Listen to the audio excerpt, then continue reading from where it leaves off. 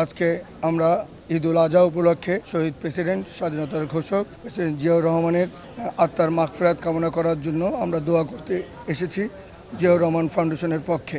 আমাদের জিয়াউর রহমান ফাউন্ডেশন একটি অরাজনৈতিক একটা সংগঠন। আমাদের ফাউন্ডেশনের প্রেসিডেন্ট জনাব তারেক রহমান, ফাউন্ডেশনের vice president doctor Zubaida Rahman সহ আমরা সবাই এখানে উপস্থিত আছি এবং আমাদের মধ্যে আরও একজন অন্যতম ডাইরেক্টর ব্যারিস্টার জাইমা রহমান আছেন। আমাদের সবার পক্ষ থেকে জিয়াউর রহমানের ফাউন্ডেশনের পক্ষ থেকে আমরা শহীদ প্রেসিডেন্ট জিয়াউর রহমানের মাগফিরাত কামনা করা, দোয়া কামনা করার জন্য আজকে আমরা এখানে উপস্থিত হয়েছি সবাইকে নিয়ে। আমরা তার দোয়া, আমরা তার জান্নাত কামনা করছি। জিয়াউর রহমান ফাউন্ডেশন একটি অরাজনৈতিক সংগঠন।